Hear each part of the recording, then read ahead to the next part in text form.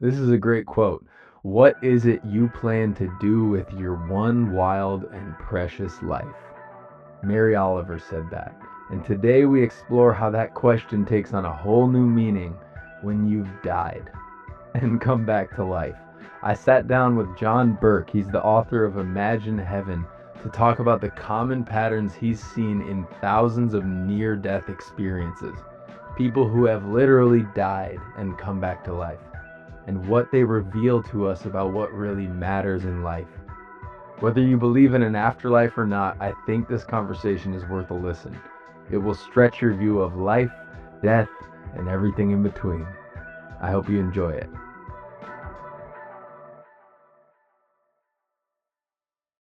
Welcome, John.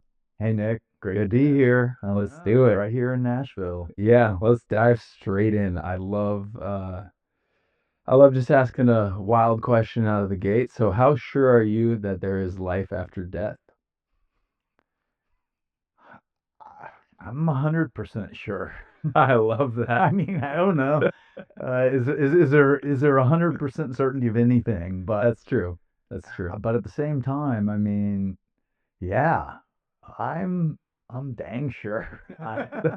That's what I love about Because, your but work. it's been 40 years of studying and research that has led me there. Yeah.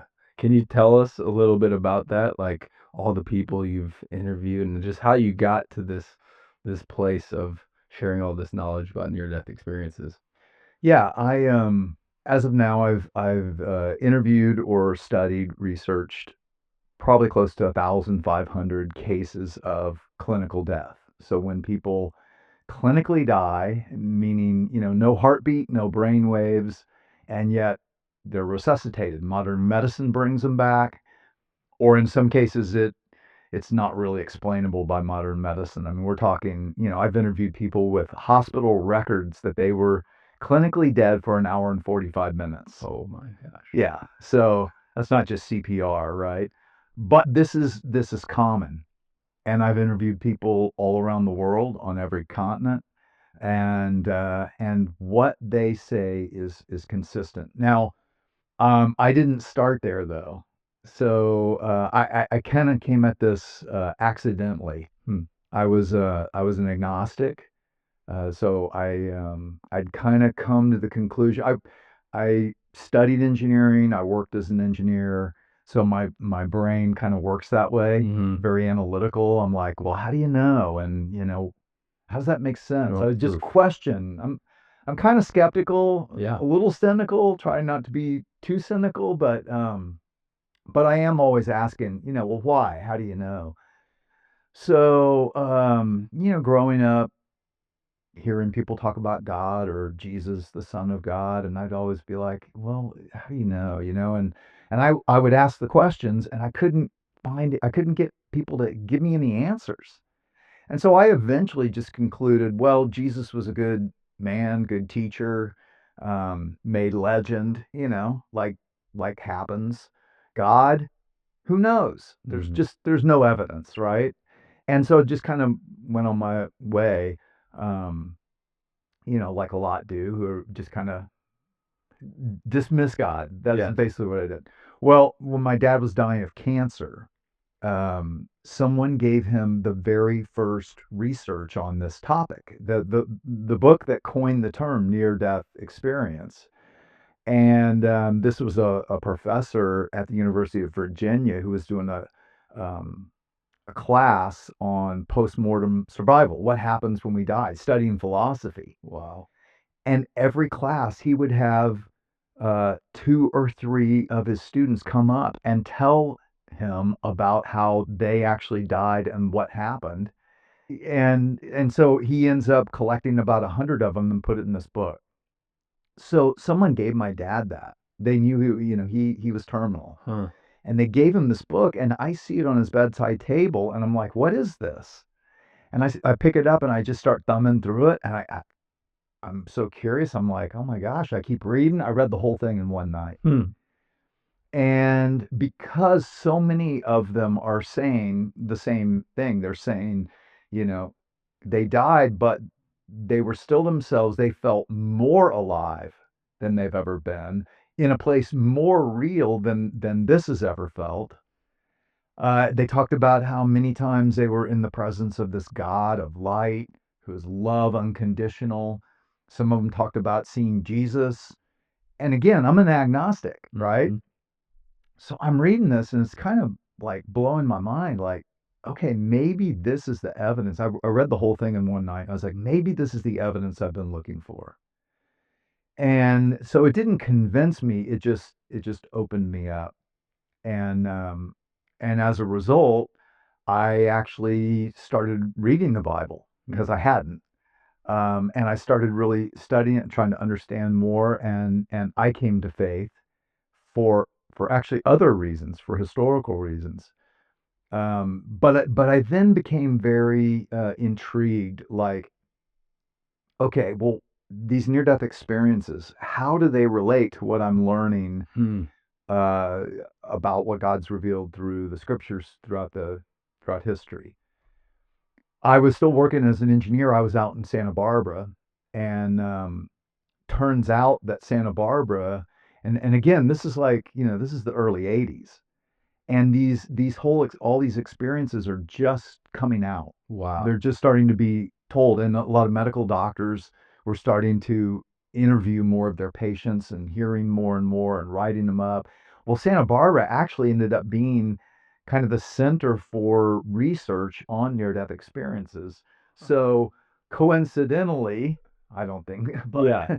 I end up there working as an engineer. I run into more stories. I start the more I'm hearing, the more I'm like, oh, I heard that one on over here, and that's what I'm reading in the Bible over here. And I literally like started charting it out, kind of the way my brain works. Yep.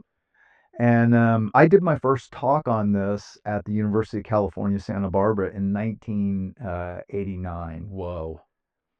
So since then, I've just had this kind of obsession with understanding what these are and how they fit. And so, like I said, I've studied now. Well, it took about 35 years, and I'd studied well over 1,000 of them. And in 2015, I finally wrote Imagine Heaven, Hmm. which is my first book. Great book. And that in that one, I was trying to show there are about 40 commonalities of what people describe happens, and they're consistent. And I was showing how they're all found in the expectation of the afterlife that's revealed in Scripture. Wow. And then just a year and a half ago, I wrote the book Imagine the God of Heaven, um, which is really, I interviewed 70 people from all over the globe on every continent, every religious background, and I'm basically showing how they're all experiencing and describing the same God, Hmm. and just helping people see, just how actually, I guess, misunderstood. Mm. So many times I find people's idea of God or of the life to come, Hmm. and so the Imagine idea is like, we need to do a better job of perceiving what is actually ahead and realize that this is really great. This is great news for everyone. Yeah. Can you walk us through the the most common experience that someone might have? So not, I mean, it can be through a story or whatever, but uh, just what are the most common experiences that someone would have after they're dead for a short window of time and come back? Yeah.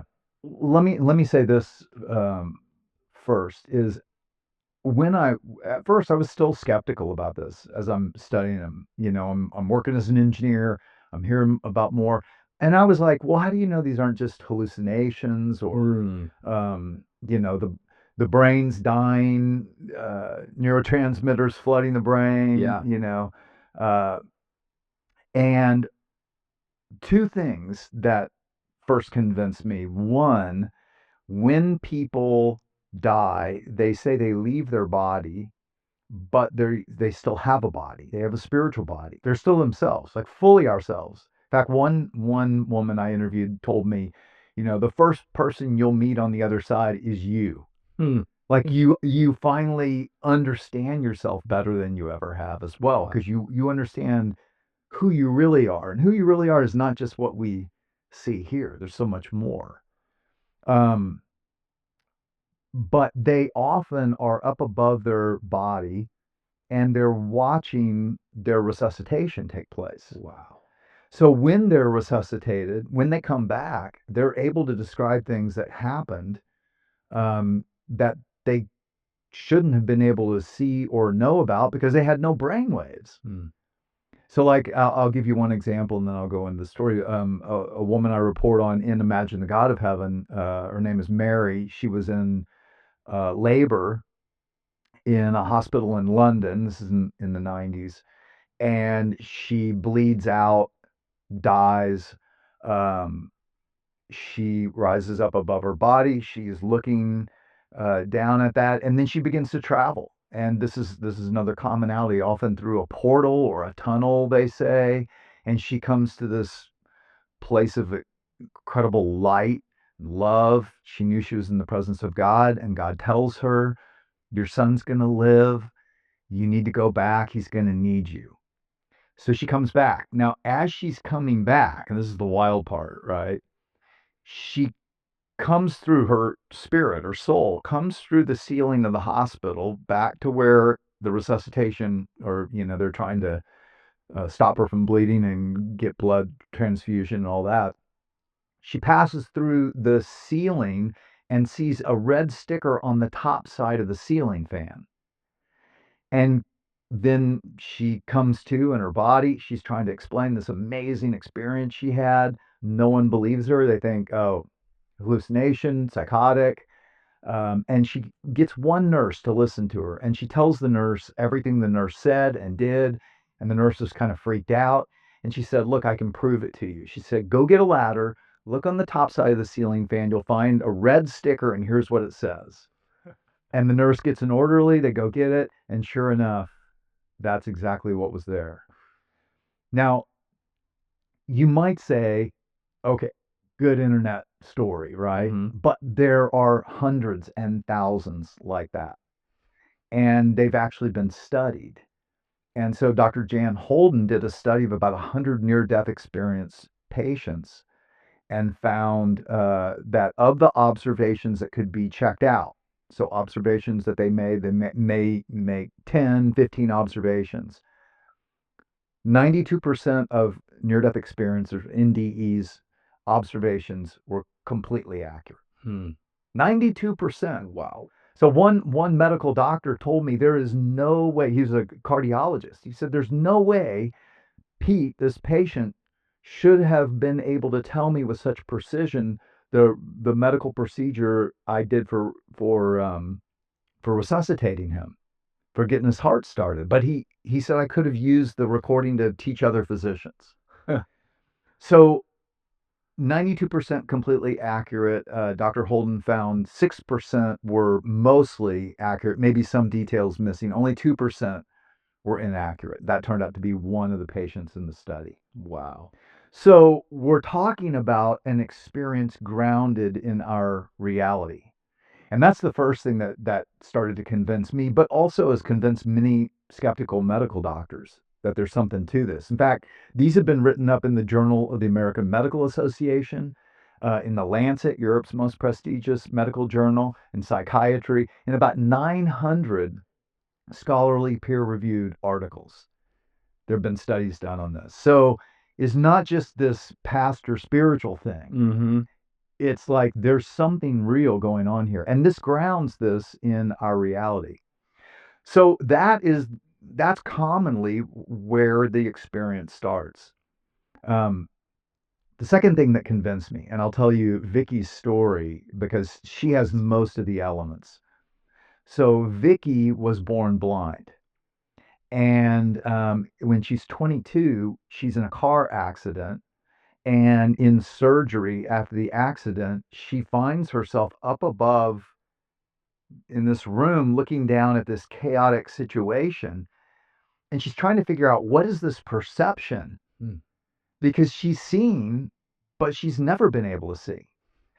And this is the second thing, is that consistently, and I report on I think 6 people blind from birth in Imagine Heaven and Imagine the God of Heaven, who, when they have a near-death experience, they can see, and when they come back, they can't see because their physical body's blocking it, but they can report things that they visually saw in their near-death experience, and it's all the same commonalities. So, those two things alone, where skeptics say, oh, this is just happening in the brain as the brain shutting down. Well, the most common kind of skepticism. Yeah, I mean, there are lots of explanations, but they all can come down to it's brain based. Yeah. Right. So it's neurotransmitters flooding the brain, giving this similar to a DMT experience or ayahuasca or something like that. But that doesn't explain it. Fighter pilot syndrome. Fighter pilots, when they're pulling like 9Gs, they have this tunnel-like feeling, and there's a white light at the end of the tunnel, and sometimes they feel like maybe they're leaving their body. So these elements that sound similar, but none of those alternate explanations account for the points of evidence that convince me. Like, none of those people can tell you what was going on when they had no EEG, flat brainwaves, right? Where are the memories being stored? If our memories are stored in neural networks across our brain and there's no electrical activity, where are they being stored? Wow. And yet they're coming up with new things they couldn't have known or seen. So Vicki, like other blind people, she's having this perception, and she sees her body on the table, and she starts to realize, I must be dead. And this is the other wild thing, Nick, is so many of them that I've interviewed, at some point they're telling me they're this journey into this other world, and I say, so you're dead? And they kind of chuckle usually and go like, well, I didn't until now, and I'm starting to realize I think I'm dead, because I felt alive, and then I felt more alive. I felt conscious, and then I felt super conscious. Yeah, I felt like myself, but then myself not just with 5 senses, but more like 50 senses. So it's wild. And so Vicki is up above her body. She's starting to realize she's dead, and she's like, I feel great. I don't know why they're panicking. I'm fine. She was trying to tell him, but of course she can't be heard. Yep. And so then she's like, I'm out of here. And she takes off through the ceiling up out of the hospital, and it's like this portal opens up. Some of them call it a tunnel, some a portal. Sometimes it's a black, there's no light. Sometimes it's a tunnel or a portal of light. They travel, and sometimes it's not through that tunnel or portal at all. Sometimes they just appear there. Sometimes they find themselves with 2 angels or a welcoming committee. These are consistent common themes as well. Usually it's with angels, and they travel just like out of our atmosphere and out into what we call outer space. But here's the thing, it sounds so sci-fi, and it really is. I mean, when you read Imagine Heaven, it's almost like you're reading sci-fi, except there's basis in truth, right? I mean, that's the thing that's so wild. But the thing I like to explain at this point, because some of your viewers may be going like, okay, this guy's just whacked, right? But here's the way to think about it. Imagine we're living this experience in 3 dimensions of space and 1 dimension of time. So, but and when you die, what I believe happens is your soul, which is the really who you are, your thoughts, your emotions, your decision making, leaves your body, right? And as soon as that happens, your body deteriorates. So the energy that keeps you know something else fascinating, Nick? A little side note. Do you know that we replace every cell in our bodies completely about every 7 to 10 years? Wow. So who you were 10 years ago is not the same as who you are now. Whoa. So then who are you? If you're not just your brain and your body, who are you? The soul? I think so, and I think this is proof of it. Hmm. And there are medical doctors who've studied this, like I have, and have said, I think it's proof of the soul and proof of the Wow. afterlife. I have a dream of getting to 100,000 subscribers. And it would mean the world if you just hit that button below, the red button, it says subscribe, and it's free for you to do. It would really mean a lot. And it allows us to keep creating this content for you. Thank you.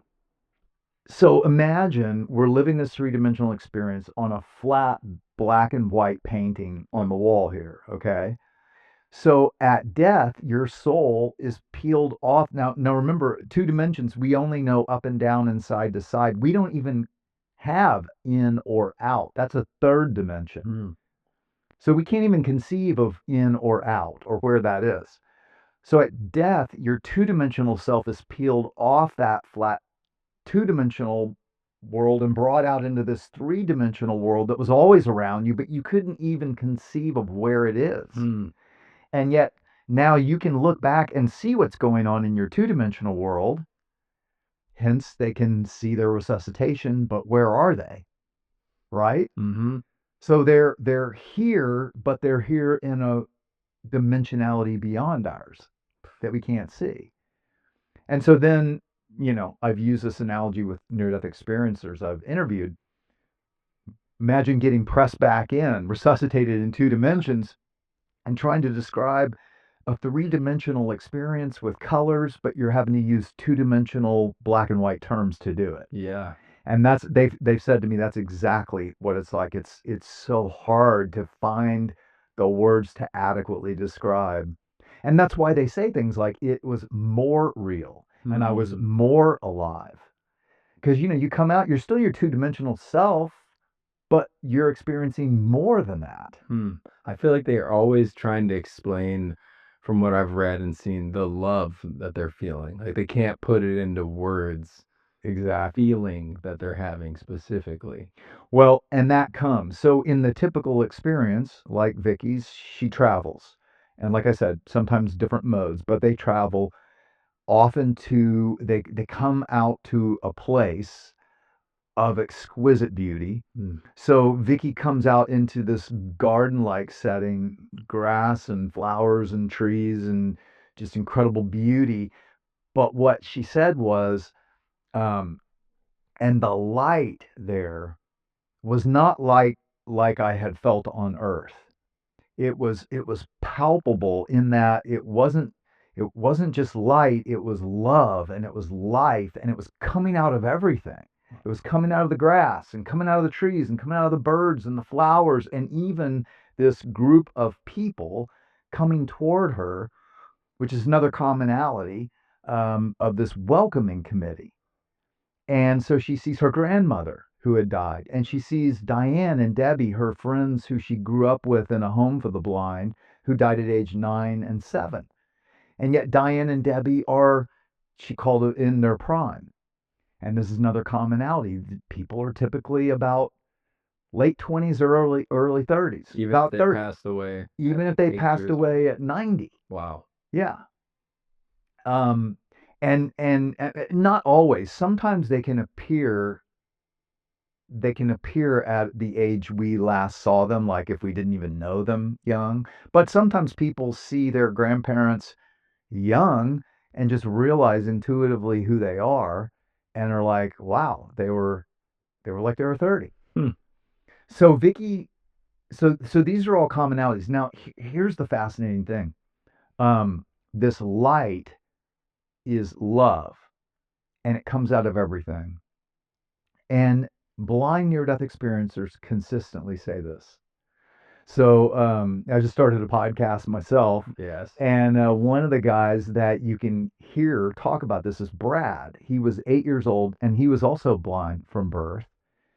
And he talks about leaving his body. Actually, I don't think I have him talking about the light, but he did. And the same thing.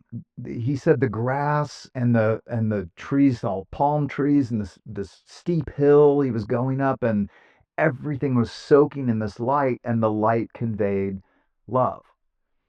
Now here's the wild thing: is that a blind person on earth would have never heard that light comes out of everything or that light is love. That's not how we experience it. That's not how they would have heard it. Mm. So why do they consistently say this? And why does it align with what near-death experiencers all over the globe consistently say about the light of heaven? Okay, now even more trippy. So again, Nick, my big thing is to show this is not new, right? None of this is new. Mm. God's been revealing it all along. I think he's just heightening awareness in our global day as everything's accelerating. Yeah. So Isaiah was a Jewish prophet writing in 780 BC, 780 years before Jesus, okay? And he writes that there is no sun or moon in heaven, for God is its light. Okay, then fast forward, one of Jesus' disciples, John, writes the book of Revelation when he claims that Jesus takes him up into heaven and shows him in his spirit, shows him heaven. He sees this holy city of God, and he said there was no sun or moon there because the glory of God is its light, and the Lamb, referring to Jesus, is its lamp, and the nations will walk in that light. It's exactly what he said. The nations will walk in that light.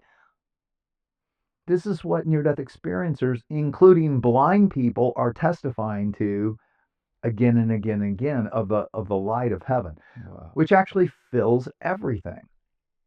And I in a recent podcast I did on relationships in heaven and how the things we can learn from how things are supposed to work can help us with our relational difficulties today. Love if you share that. I know. And one of the things that's fascinating to think about is that when we are there, we will share in this. It's called in the Bible the glory of God. I always wondered, like, what is that? It's like, um, you know, extreme narcissism. Oh, look how great I am. No, the glory of God is something tangible. It is the light that gives life to everything, and God is love. And by the way, Jesus said, I am the light of the world. Whoever follows me will never walk in darkness, but will have the light of life. And so light and love and life that are coming out of everything is the glory of God, but also we share in that. In the New Testament, Paul says, we will share in the glory of God if we share in his sufferings. And what does that mean? Well, I think it means, God entered our suffering. That's the claim of what he did through Jesus. God is not limited to Jesus. God is infinite. That's what I'm trying to show and imagine the God of heaven, that there's a lot of mystery to this infinite, all-knowing, all-powerful being. But at the same time, God is better than you've ever imagined. And he entered our world through Jesus and entered our suffering and united himself with humanity, with his creation, because he created us for relationship. So the love you're talking about, yes, is consistent. That people experience this love that is from God, and it's a love that our word love just doesn't do justice to at all. And just a brief thing I want to touch on. Why do you think people are very turned away by the word name Jesus at times? Or why does this, it's just hard to grasp onto, and I feel like people will try anything except it. It's hard to phrase the question correctly, but what is your thought on that? Why has it gotten to that place? Well, I think, and that's what I'm trying to do, Nick, in Imagine the God of Heaven, is I'm trying to show people what is God really like, evidenced by people. And again, I have Hindus and Buddhists and Muslims and agnostics and atheists and Christians, all people who experience the same God, and I'm showing how this is the same God who revealed himself through Jesus. Hmm. And he is the God of all nations. And he's always said that. And so the reason I think is because sometimes Christians do a really bad job of conveying well what God is really like. The love. Well, and not just that. I mean, there are lots of things. But, Yeah. again, we're all messed up, fallen, broken humans. We all screw up, right? So I think the problem is that we tend to put the face of humans on God, Mm-hmm. or the face of Christians on Jesus, right? And we don't realize who this really is or what he's really like. Um, and so I encourage people, well, just keep an open mind. Mm. Don't just close off, because then if you close off, you're just stuck. You're just stuck with what you know. And maybe if you're not God, then there's something beyond what you currently know that you would actually learn and you would like it. Mm. And that was my experience as a skeptic and an agnostic, I Yeah. just didn't know what I didn't know. And just because Same. people didn't know and couldn't explain to me, it didn't mean it wasn't there. Mm-hmm. But I had to search. And how many of these, you mentioned people of other religions, and I'm never trying to come at other religions by any means. I'm just curious, how many have like met what they would call Jesus, what they would say was actually Jesus versus the light and love of God, or is it the same thing? I'm trying to just wrap my head around Well, yes, both. it. Yes, both. So yeah, it's wild because in Imagine the God of Heaven, like I have a woman I interviewed from Tehran, so Iranian. She's related to the Prophet Muhammad. Hmm. She built the synagogue in this gated community neighborhood next to the president's legal counsel. So she was a very high standing Muslim. And she has a heart attack, rises up above her body, same thing. And she's fearful. She's waiting for the Prophet Ali to come and judge her, because that's what Shiites believe happens when you die. And that's not what happens. What happens is this man of light in a glowing robe, but huge, comes and says to her, I am he who is. And boom, she's back in her body, but with a peace and with this joy she had never felt before. And she's confused. She's like, who was that? She knew this was God, but she didn't know who this was. Mm. And why did he say, I am he who is? Okay. Well, she starts seeking. And, and the fuller stories in there, but this same God of light in 3,500 years ago, in about 1500 BC, reveals himself to Moses on Mount Sinai as this burning bush, this light that doesn't burn the bush, right? Mm-hmm. Just what people are experiencing around the globe today. Um, and when Moses says, who do I tell them sent me? He said, Yahweh, I am he who is. Or he said, I am who I am. Mm. Basically, I am the self existent one. And so Bibi starts seeking, and she ends up then having a vision of the same being that she knew was God, but this time he touches her and she knows this is Jesus. Wow. So she converts from Islam and got kicked out of, I mean, they were going to kill her. So she had to leave Iran. I have a Muslim imam in Rwanda that I interviewed. His name is Swadik. And you can see him on my podcast as well, talking about this.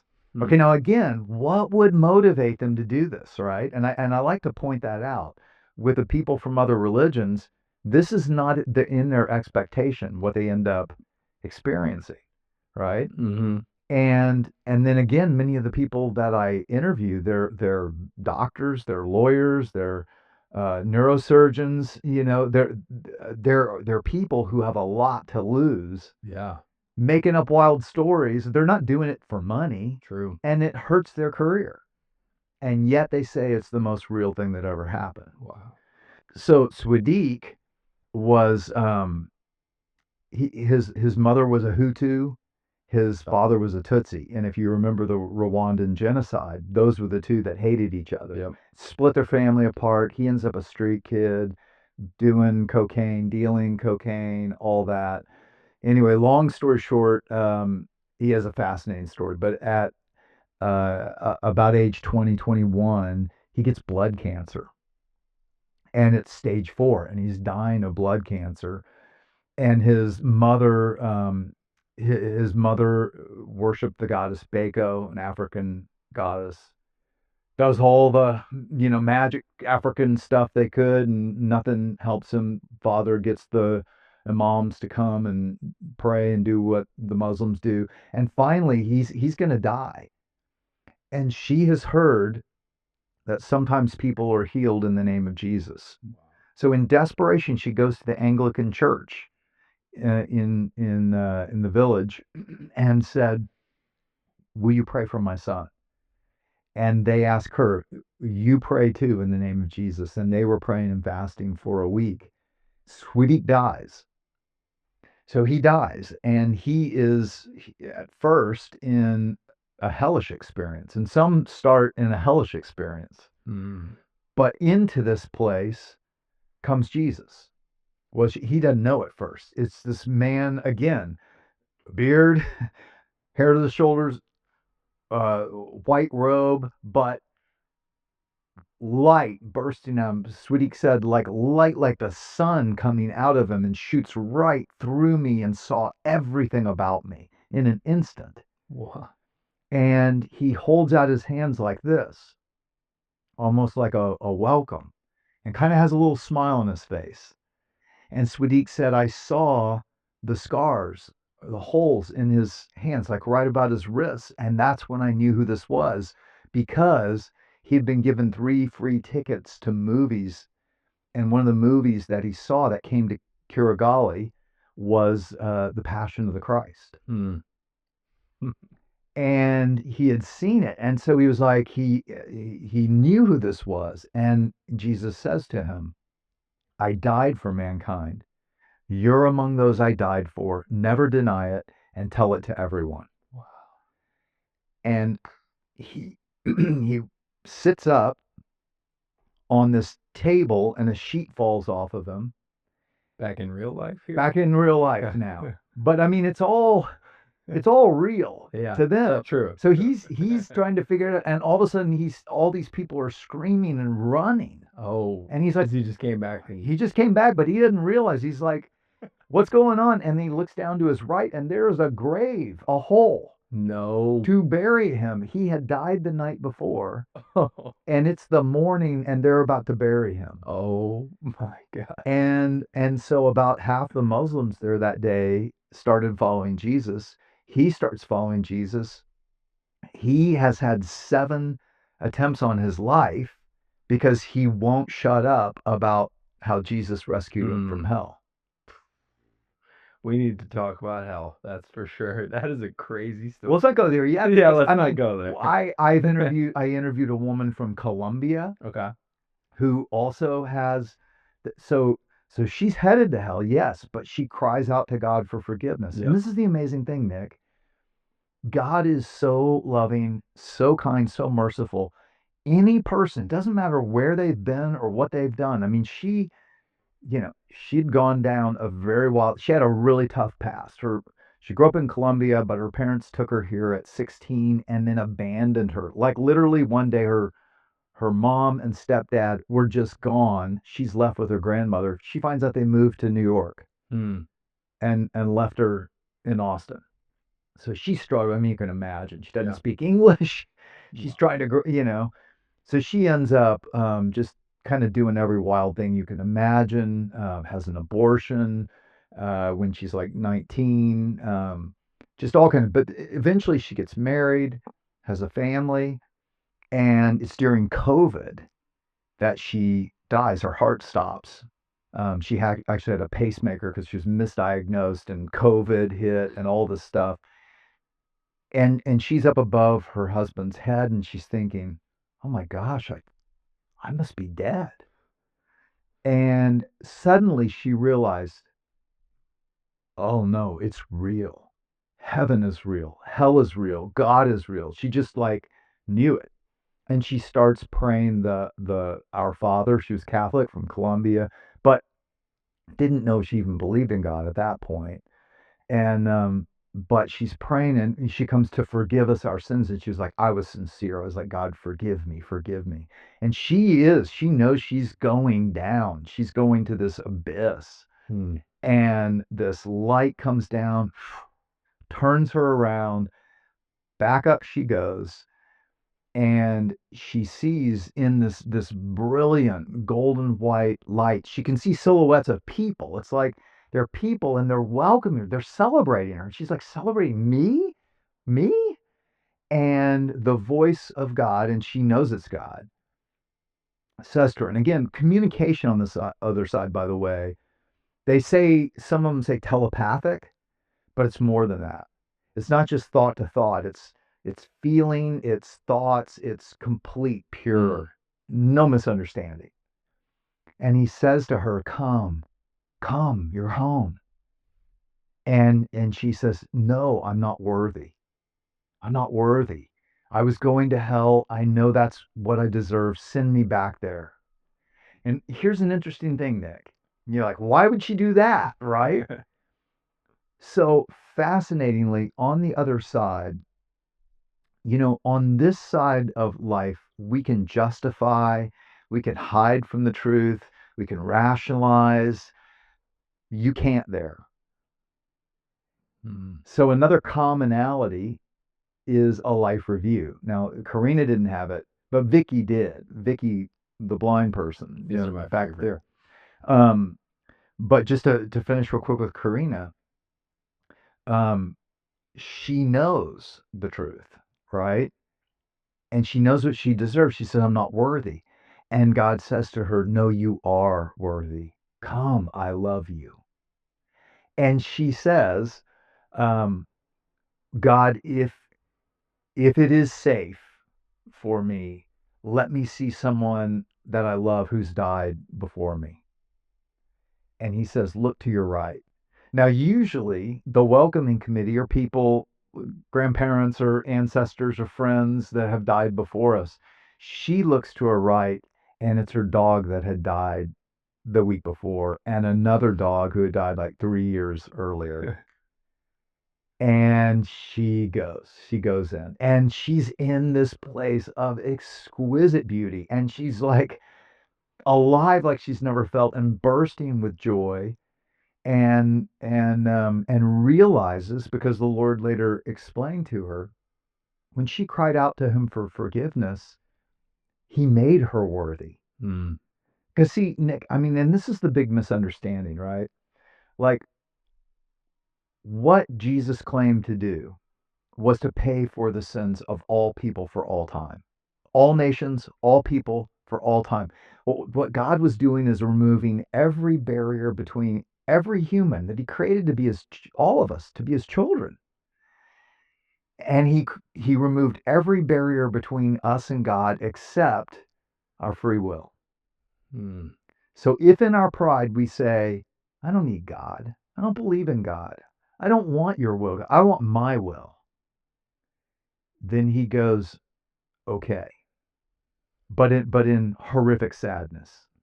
But he lets us have what we think we want. Even though, as we'll talk about, that is hell. To reject the one who is the source of light and love and life and joy and everything we love about this life. I mean, if there's a creator, everything we love was created by God. We experience pleasure because he created us with the ability to experience pleasure. Right? Mm-hmm. I We can abuse all of it, yeah. and as we turn and go my way, not God's way, we do, and we hurt each other, but still it's all from him. It's good, Mm. you know? We're gonna pause this conversation quick. I got a question for you. Do you love having real conversations and really connecting with the people around you?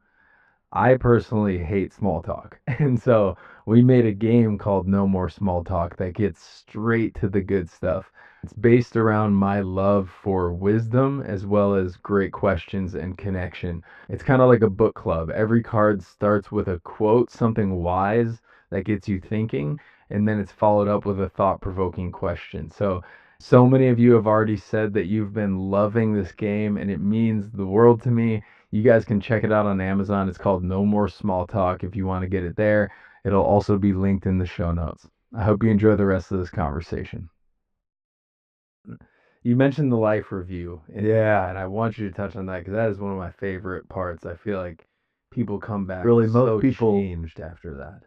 are scared to death of it. Yeah. Tell us about it. Yeah, well, and I don't think we need to be. Mm-hmm. If we have truly humbled ourselves and said to God, if we recognize, I do need your forgiveness. I have gone my own way. All of us have. Nobody. Oh yeah. I like to point that out, is like, there's not a Christian or a Jew who's perfectly kept the Ten Commandments. There's not a Buddhist who's perfectly kept the Eightfold Path of Buddhism, which, by the way, is way more morally rigorous. Is it? If you've ever studied it, I have. I've studied the world's religions. No Muslim has perfectly kept the five pillars of Islam. No atheist has perfectly kept his own or her own moral code. Hmm. You ever let yourself down? Oh yeah. You ever said, I'll never, but you did? So we're all screw ups. And the question is then, does God condemn us for that? Or is he willing to forgive? Mm. And this is the great news, is that he is fully willing to forgive anyone whose heart wants it and just turns back to him. But it cost. So that's the other part, is God is also just. And so he doesn't just wink at our evils and all the horrible things we do to each other. He paid for it. So he took the bullet for us, just like a parent would stand in front of a train, and push their kid out of the way to save them. That's what he claims he did through Jesus. Wow. And he's the God of all nations, and that's what near-death experiencers are testifying to. So yes, all across the globe, in God's presence, and again, same God, at least this God of light, but this God of light has characteristics that are incredibly consistent with the God who revealed himself to Moses on Mount Sinai. So, for instance, what God said to Moses in the Ten Commandments and in Judaism was, the first and most important is to love God with all you have. That was the creed, the Shema. There's one God, there's only one God, love God with all you've got.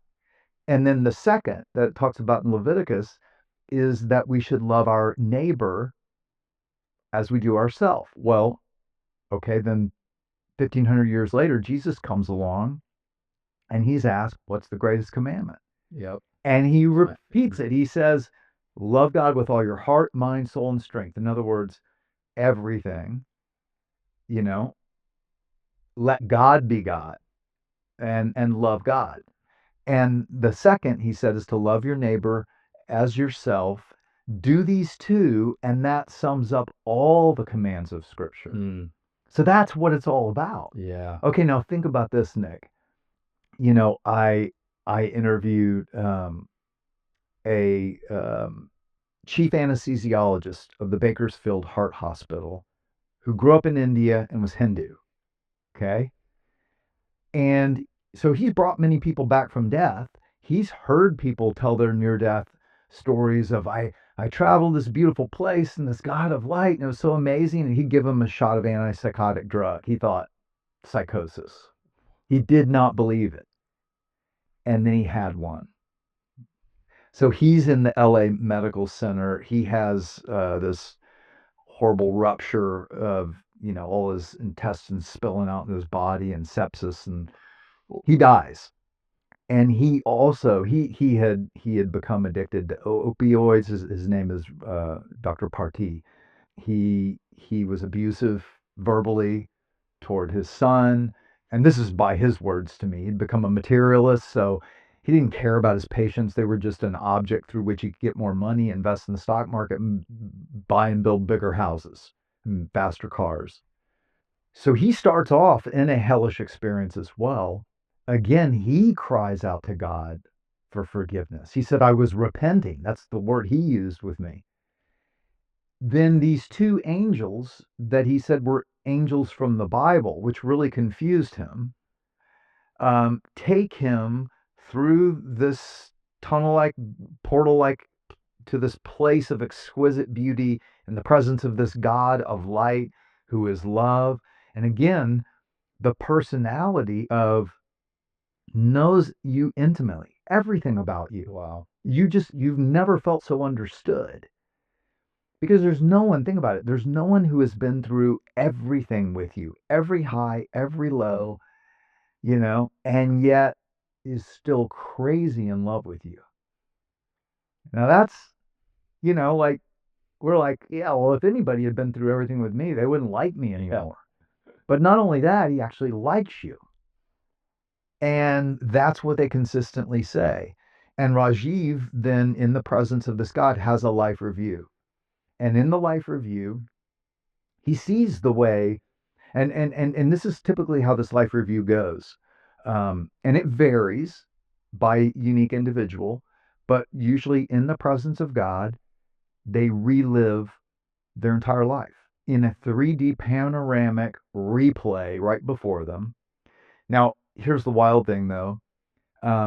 One of Jesus' disciples, Peter, in 2 Peter 3:8 in the New Testament says, to the Lord, a day is like 1,000 years, and 1,000 years is like a day. Mm-hmm. Well, that's exactly what near-death experiencers say. They say, I don't know if it was seconds or hours or days. Time doesn't work the same way on the other side. Some of them said there was no time or time stopped, but others say, no, there was time because things happened and things changed, but you always had all the time you needed. And some would say, well, it was past, present, and future all at the same moment. So in Imagine Heaven, I talk about, we live in one-dimensional time, but I expand on what would it be like to be in two-dimensional time and how that's exactly what they're describing. So in this life review, that's how they're able to basically relive their lives. Now they're watching every scene play out, but they're re-experiencing it. So they remember what they were thinking and feeling, but also from God's perspective, they're experiencing what the other person in every interaction was thinking and feeling. So this is the wild part, and this is you're right, it's what has the most impact on them other than the presence of God. So I'd say the presence of God is first. They're like, I never wanted to leave. And he is the relationship we've always wanted. But the second is the life review changes them because they realize that every little act of kindness matters.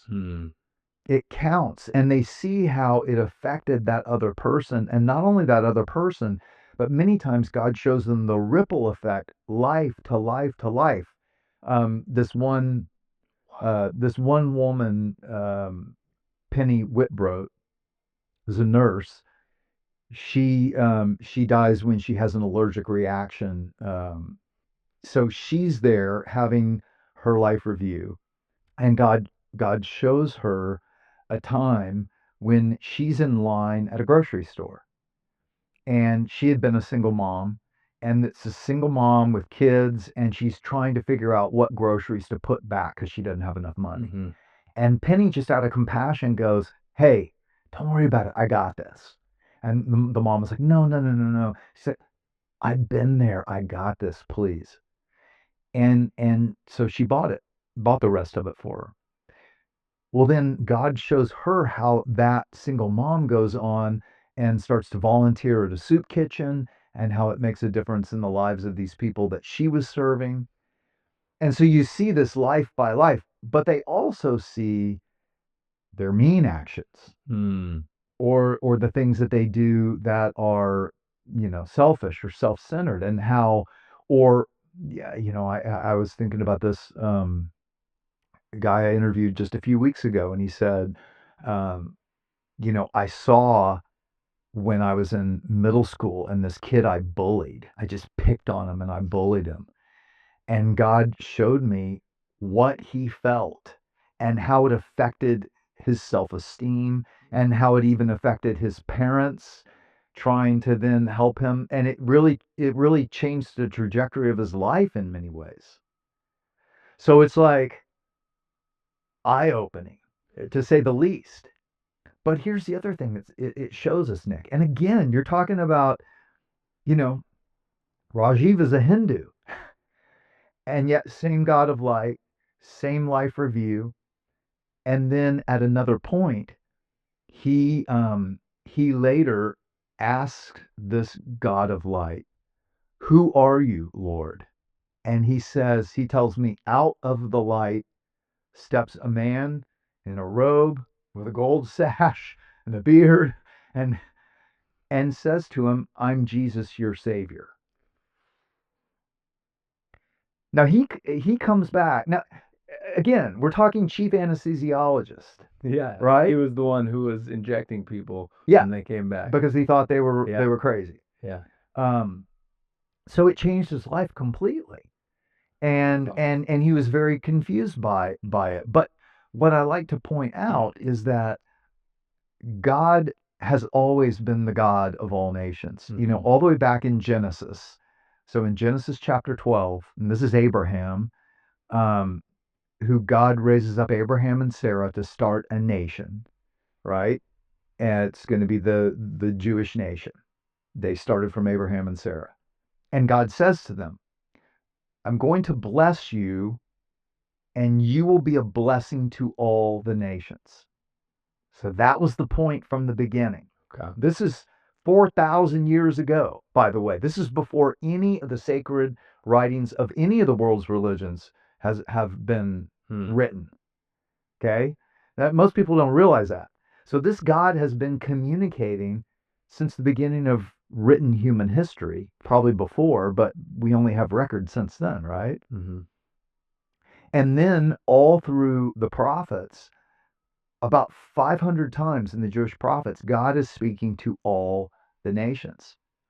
And he keeps saying what he's going to do for all the nations. Jesus comes and claims to lay down his life to forgive all the nations. And then he tells his followers, he says, "Go and tell it to all nations. There's forgiveness offered in my name," because of what he did. He paid the price of justice. Then the very last book of the Bible, John, in the book of Revelation, sees people that he says are gathered there worshiping God from every nation, tribe, language, and people group. So this is most gods are tribal gods. If you read the you know the history of the gods, they're local. They're not speaking to or doing things for all people. But this is the God of all nations and always has been. And so right now, I believe he is raising up these testimonies all over, um, that are just showing, again, evidence. Yeah. And um, back to why are people so turned off by the word Jesus or even God? And I think it's misunderstanding. It's just what people do in the name of God, Mm-hmm. and it just turns us off. But I like to remind people, well, the Jewish religious leaders of Jesus' day, they were the most religious. They were the ones looked up to, and yet they crucified Jesus in the name of protecting God's glory. Mm-hmm. So people can get it wrong, but God can use it for good. Yes. What would you say to yourself back when you didn't believe in Jesus? Like now with all this, all that you know, kind of how would you speak to yourself? Would it just be have an open mind and explore it, or what would you say? You don't know everything yet. Yeah. that's the bottom line, just seek, stay open-minded, and seek. There's a lot out there. Interestingly, Nick, it wasn't near-death experiences that led me to faith. Hmm. They just confirmed what I was discovering. What really led me to faith. Um, I'll try to quickly, so we don't go too far down this rabbit hole, but I think it's so cool because these near-death experiences are talking about this God of light who's love and Jesus, and I'm like, I don't believe in that, but so many of them were. I was like, well, maybe I should start reading and studying, and so I start asking questions. I read the Bible. I'm asking, you know, Christians and other people, trying to understand. And what I discovered is that, all the way back, um, 3,500 years ago, again, before any scriptures have been written, not the Hindu scriptures, not the Buddhist scriptures, not even the Old Testament. God says to Moses, "Here's how you'll know I am the one true God. I alone know the future, and if a prophet's going to speak for me, what they say must happen. If it doesn't, that's not me. That's not me speaking." Okay, so he gives us a test. His test is he alone can foretell the future, and we're not talking about like psychic foretelling, Gene Dixon kind of stuff where it's like 50% accurate. It was actually the death penalty if you got one wrong. So it kind of cut out The fakes. the fakes. Yeah. But so in Isaiah, so Isaiah again was a prophet writing in about 780 BC. Okay. So in Isaiah, God says the same thing again to Isaiah. Here's how you'll know. And he kind of challenges the other gods. He says, "So you're really gods? Tell us what the future holds so that we may know you are truly God." And then he says, "I alone know the future." Okay, then Isaiah chapter 11, he says this. He says, "In the last days, I will put a sign for all the nations." Okay, now again, here's God saying, "I'm going to do something for all the nations. I'm going to give them a sign." You ever said, "God, if you're real, give me a sign," right? Well, maybe he's already given it and we're just not even looking, which I think is true, by the way. So he says, "I'm going to put a sign for all the nations. In the day, the root of Jesse." Okay, so the root of Jesse is referring to the Messiah. So the Messiah was going to come through the line of King David, and Jesse was the father of David. So in that day, the nations will rally to this Messiah. So it says that. Okay, think about it. How do you predict that? I mean, in our church, we had 70 nations represented in Austin, Texas. I mean, and yet Isaiah foretold that, this Jewish prophet in 780 BC. But then it goes on and it says, "I'm going to gather the scattered people of Judah," the Jewish people, "from the four quarters of the earth." So north, south, east, and west. "I will gather them back a second time to their land as a sign for all the nations that I'm real." Okay? So this is very clear, right? It's going to happen or it's not going to happen. The first time the Jewish people were scattered was in about 580 BC when the Babylonians conquered them. They were taken to Babylon, and then they came back in the early 500s, rebuilt the temple, all that. The second time they were scattered was 40 years exactly after Jesus' crucifixion. Now think about that, because 40 Yeah. In the Bible, many times 40 years is the 40 years of wandering in the desert. So it's kind of 40 years of testing. Jesus was Significant, 40 right? days Yeah. being tested. So I think God was giving the Jewish people 40 years to realize their Messiah actually came, Hmm. you know? Um, Whether they did or not, I don't know. I don't think so. Because Jesus said before, in Luke chapter 24, no, Matthew 24. Matthew 24, Jesus asked, when's the end going to come? And he starts saying all these things are going to happen, right? Um, and then he says that the Jewish people will be scattered to the nations because they did not recognize the time of God's coming. So then, 40 years after he's crucified, the Roman general Titus marches on the city, levels the temple. The temple was a center of Jewish worship. It hadn't been rebuilt to this day. Hmm. Okay, think about that. The Jewish people are scattered to the nations, and for 1900 years, from 70 AD till 1948, there was no land, no Jewish nation, no nation of Israel, no king, no president, no common language. The Hebrew, modern Hebrew, was just rediscovered 200 years ago. And yet, God predicted all this. Okay? So he said they'll be scattered to the four corners of the earth. And then in Isaiah 66, okay, again, this is written 780 years before Jesus, right? God says, can a nation be born overnight? Of course, the answer is no, right? Never happened. He says, but no sooner is Zion in labor. Zion is the mountain on which Jerusalem is built. Okay. Then I will bring her to birth. Rejoice, all you nations, with Jerusalem as she's reborn, basically. Okay, so in 1948, I mean, think about it. This scattered people had been all over the world, and yet then suddenly they come back to the land of Israel.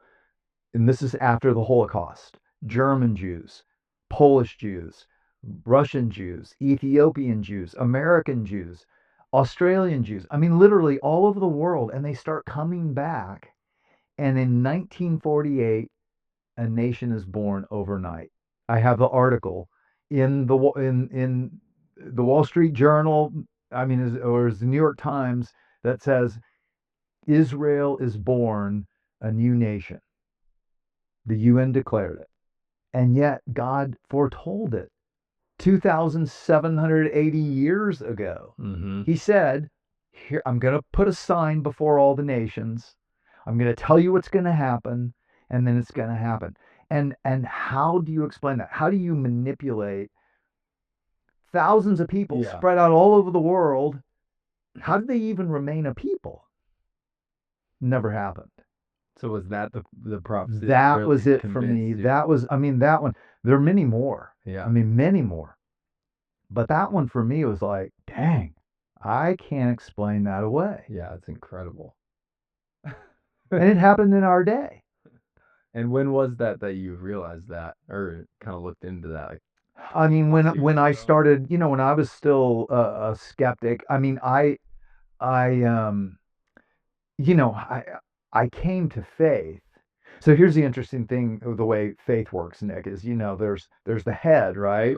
And so my head had to understand there's evidence, but you never have all your questions answered. So at a certain point, I realized, oh, now it's an issue of the heart. Like, I know all this knowledge. I believe God really is real and really did all this stuff, but what am I going to do with it? And then it's am I going to let God be God? Or am I going to keep playing God? And yeah, I'll be honest, like, that was terrifying because I knew what I wanted in life. My will be done. Don't screw it up. And I honestly, and I think we all do, quite honestly. Oh yeah. I think we all get our plans and our ideas, and we think God's going to mess it up. which I like to remind people. If he's God, do you think he needs your permission if he wants to mess it up? No. He waits for our permission because he is love. Hmm. And love respects the free will of the other. It needs to be loved back. God doesn't want to dominate. God, we want to dominate when we turn away from God. God is love. And so God works with our free will. And he wants to do good for us and give us good things, but only as we're willing. And what does that look like to let God be God? Like you said, when you had to transform that heart, what does that actionably look like for someone? Well, I think at the root, it's very simple. It's very simple. The best illustration of how simple it is, relationship with God Hmm. and heaven are a gift. And it's simply a heart turning back to him. Hmm. It's that simple. And then you can know you're right with God. You don't have to fear his judgment. You don't have to fear his condemnation. And the best example of that is Jesus on the cross, coming up on Easter. Jesus is hanging between two thieves or criminals. And one of them mocks him and says, if you're really the Son of God, if you're really the Messiah, get us all down off the cross. Prove it. And Jesus doesn't even answer it, which is very insightful, right? It's like God doesn't really feel the need to give in to our demands. Yeah. But our humility, on the other hand, so the other thief says, what are you doing? We deserve this. He doesn't deserve this. And then he just says, Jesus, when you come in your kingdom, so he acknowledges he is the king. When you come in your kingdom, will you remember me? That's simple. And Jesus turns to him and says, you'll be with me today in paradise. Wow. So relationship with God is that simple, is a heart turning to him, acknowledging he's God, I'm not. I've gone my own way. I need his forgiveness. And when we know that he's done what he's done in Jesus, we can have that assurance. Like, no, he's paid a very dear price for this. But he doesn't do that. And Nick, I think this is what a lot of people misunderstand. He didn't do that just so we get our ticket checked and, oh yeah, I'll be in heaven one day. Yep. No, this life is continuous with the next life. And this is what the life review shows as well. Like, what we do and who we become is who we will be when we step into the next life. Mm-hmm. It's not like everything just changes. We're still ourselves fully. Wow. So who are you becoming? Right? It matters, and it affects who you are as you enter eternity, enter the life that is real life. And so this life really does matter. And so it too is simple. I think what God really wants is not our perfection, because we can't, but it's our daily willingness. So it's like any other relationship. You're willing to talk to God throughout the day. You're willing to consider his thoughts in your thoughts. You're about to do something. What do you think about this? I mean, that's not just saying my will be done, but that's like, well, what's your will, Lord? And that's how we grow. And the Bible tells us that as we do that, as we walk with the Spirit, as we walk with God's Spirit, you don't have to fight hard to give up that addiction or that porn, porn habit, or the obsessive anger and impatience, or, habit of lying, or whatever those things are. It says you just walk daily trying to listen and do the next right thing that God places your heart with a willingness, and all those old things start to die away and new things start to come. Love. This is Galatians chapter 5, if you want to read it. This is the Bible. Love, joy, peace, patience, kindness, gentleness, goodness, faithfulness, self-control. These fruits of God's Spirit start to grow up naturally in us. And I've experienced that, and it's a great way to live. Yes. People think following Jesus, or, giving their life, surrendering their life to God, would be prison and would be horrible, and he's going to destroy my life and ruin it. And that's not the heart of God. I I just have chills right now talking to you. I love this because I can relate so much. And you know what I hear you say there is like there's a first step of like turning back and be like, God, I just want to walk with you. Like I'm willing to open up to you and Yeah. allow you into my life, just like a relationship, And then kind of a process of just understanding what is it that he cares about, and it's really like you And said, it's that's where pretty reading the simple. scriptures, I say start with Jesus. Hmm. He's the most tangible um, example of what God is like in a form we can relate to. Yeah. And what would you say to someone who scriptures can be hard, man? Like I'm new to this and it's like I mean, I love the gospels. I love reading Yeah. what Jesus said, but a lot of stuff is very hard for me to like it's like what am I supposed to learn here, you know? Well, and there's so many great resources now. Yeah. So I encourage people to get this. It's called the YouVersion Bible app. Okay. YouVersion, all one word. And then to use the New Living Translation, the NLT Mhm. translation, and then do a reading plan. I'm going through with a guy who's just new to faith, and we're going all the way through the Bible. But I would start with the New Testament and go through. And there's this thing called what's it called? Um, the Bible recap. So the Bible recap. Tara Lee Cobble is her name, and Okay. she's really good. And what it is you can, and in fact, you can read it, but you can also just hit play and it'll read to you, Cool. right? So I listen to it sometimes in my car, and you're hearing the scripture and you're hearing three or four chapters, or two or three chapters a day, and then she does a little 7-minute commentary to help you understand it Hmm. and answer questions. That's super It's helpful. very helpful. Yeah. It's like a modern way of consuming that will fit Yeah. So into like you owe me Tara Lee. I've never met her, but she's cool. I like her. I She's doing a love it. great thing. That's great. It struck a chord for me when you said, you don't have to try to like white knuckle that addiction or that porn addiction or whatever it is. Um, and I've just been experiencing that recently where, like I've said, I'm newer to faith and I never thought I was gonna be this guy. Like I never thought I'd be on a podcast talking about Jesus. Like I never Yeah, saw yeah, this yeah. coming for my life. Well, But welcome to my world. I mean, if you had told me so what's funny is I did once say I would never be a pastor. What a yeah, waste of a life. I've And and I would never have been the near death experience expert. I Even when I first started studying, I thought this is weird. Yeah, yeah. it's why it took me so long to write about it, Mm-hmm. right? But the other side of it, Nick, is like when you do learn to walk with God, man, worrying about what other people think, Yeah.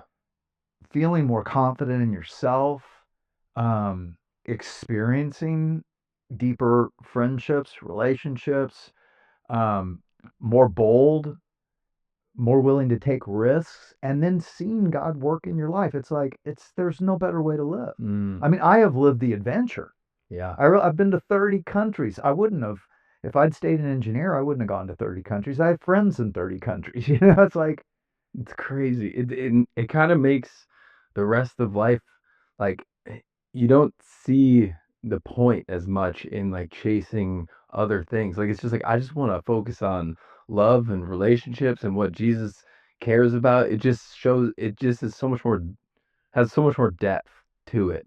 That's what I'm experiencing right now. It's like this clash between like I used to be really obsessed with like self-help books and I still love them and I think it's good to hear from people, how they're approaching life, but it felt very white knuckling everything. And now mm, as I'm like just consuming God and scripture and what who Jesus was, like I'm noticing this it's like a lighter walk through it, and it feels like it's just falling off of me. well, what people don't realize, Jesus, the Bible says it was for freedom that Christ set us free. Hmm. For freedom. Mm, Jesus said, if you remain in my teachings, If you remain in my word, you will know the truth, and the truth will set you free. Wow. So God actually wants to set us free. And most people don't really get this and don't believe it. And in fact, even me as a Yeah. pastor, I mean, it's not like boom, it happens. I think about, like kind of stress and worry. I'm a type A personality. I get a lot done. I make a lot happen. But I've worried and I've stressed and, probably taken myself way too seriously a lot of the Mhm. time. And it was just like 7 or 8 years ago that I felt like I'm reading the Bible and I've read it many, many times before. I've taught on it. I know it, and I felt like God's spirit in my thoughts, kind of like NDEs get the communication, right? It's just thought to thought, but it wasn't a thought I was thinking about. And it was like, no, I'm serious. Mm. And I was reading about do not worry. The birds don't worry. God takes care of them. The flowers, they're beautiful. And you don't worry. You can't add a single second to your life by worrying. And I felt like he said, I was serious about that. Wow. Meaning, like, I don't want you to live this way any longer. So we get in these habits and we think, well, this is how it's supposed to be. This is how it has to be. But I think a lot of them, shame is another. A lot of people live under so much shame I and they have think that. that's from God. It's not. Mm. It's not. This, fear of condemnation and like I did something wrong again and you know, God doesn't want to hear from you anymore, get your act together or don't talk to him. It's not God.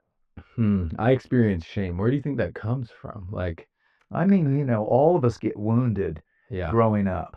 All of us get messages. Some of them are true. Even like, what you're talking about, the self-help Yeah, stuff. I mean, there's truth to be found everywhere, for sure. right? God's truth is anything that's true. In other words, it's according to the way things really are designed to work Mm.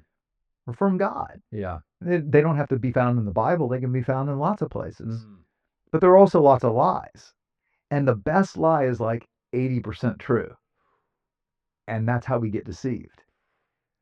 And so, we hear things growing up, we get wounded and hurt. I think that, Nick, is how evil works. Is evil is able to get a hold of a person that then out of their own hurts and wounds us, Mm-hmm. and then into that wound is seated a lie. Okay, so well, I'll give you one that, as a pastor, I dealt with a lot with like women or men who were sexually abused as Mm. children or as kids, or teenagers. And I can't tell you how many, it's like that, when people say sex is just physical, well, sexual abuse proves that's not true because it Mm. it stays with them so long. It wasn't just a physical act, it did something to their soul. Yeah. There was a wounding. And many times what happens is they hear lies, which I think this is evil. I do. I think that's the way evil works, sowing lies into those wounds. You deserved it. Um, Somehow it was your fault. You're dirty. You're worthless. You might as well just go do whatever with your body because it doesn't matter anymore. You're stained, you're tarnished. And we kind of think maybe that's from God. It's not, but it drives us to then do other things that wound us or wound others even further until someone, and this is what I often find, they can get healing through traditional therapy, starting to understand the truth. But many times when they come to faith and they start to understand that that was not from God and God wants to set them free, there is no condemnation. Mm. There's no condemnation for those who are in Christ Jesus. That's Romans 1:8, 8:1. And then that shame starts to lift as they start to realize, no, I didn't deserve that. That was evil and that was wrong. And I'm not out of control of myself or my body. And so healing can take place. Mm. Man, I could talk to you for days, but I'm gonna. For your audience's sake, we won't do that. No, I love it. I love it. I guess there's a couple things. I love the concept of God glasses, but I guess we kind of touched on that in the life review a little bit, seeing things through his eyes.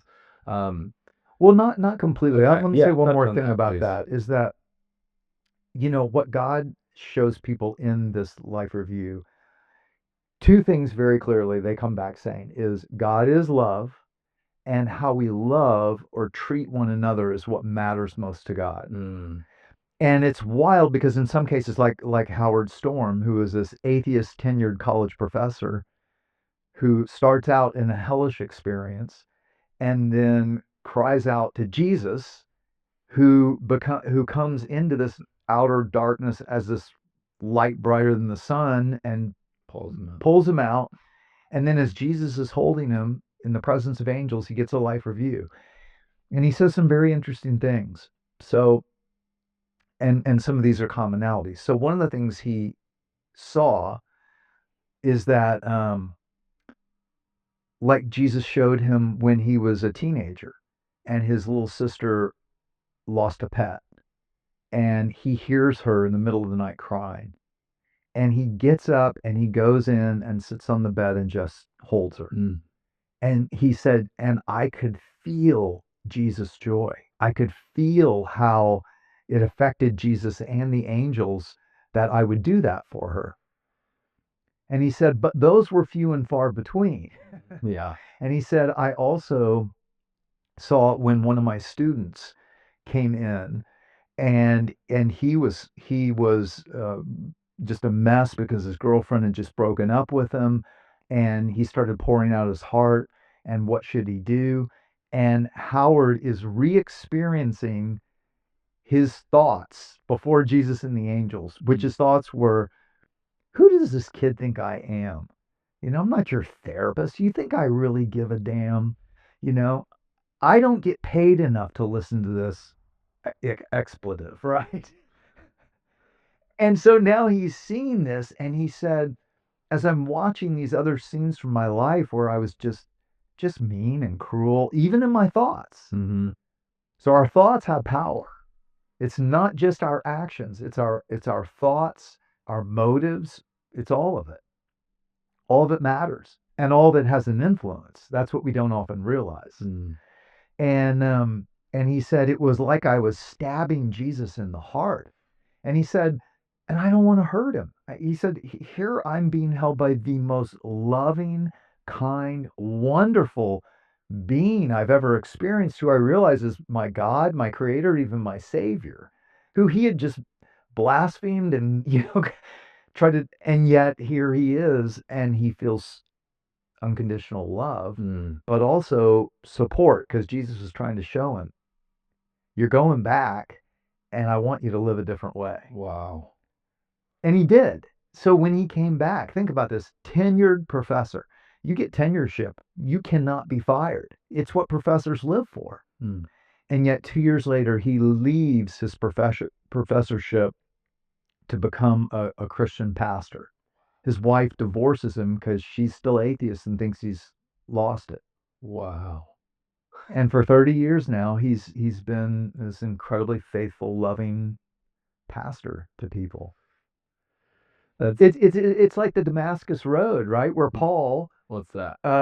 So Paul was in Acts chapter 10. Okay. Paul was a Pharisee, one of the ones who Yep. crucified Jesus. He's arresting the early followers of Jesus and having them thrown in jail and even killed. Mm-hmm. And he's on the Damascus Road to go to Damascus to arrest more Christians, when this brilliant light, brighter than the sun, appears to him, and he falls down and he says, it's just like Rajiv, who are you, Lord? And he says, I'm Jesus, who you're persecuting. Now think about that. Paul was persecuting these people who were following Jesus, not Jesus. Oh. But what near-death experiencers show us as well is that we are all way more connected than we realize. Mm. And we're connected through God who created us to be one with him and each other. That was Jesus' last prayer. People don't realize this. John chapter 17, Jesus' last prayer for us before the crucifixion. That night, he prayed, Father, may they all be one, just as I am in you and you are in me. May they be one in us, so the world may believe you sent me. Mm.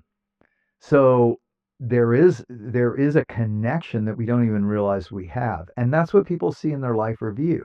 That when I do something to you, I'm also going to feel it one day, but also it has an effect on the next person, the next.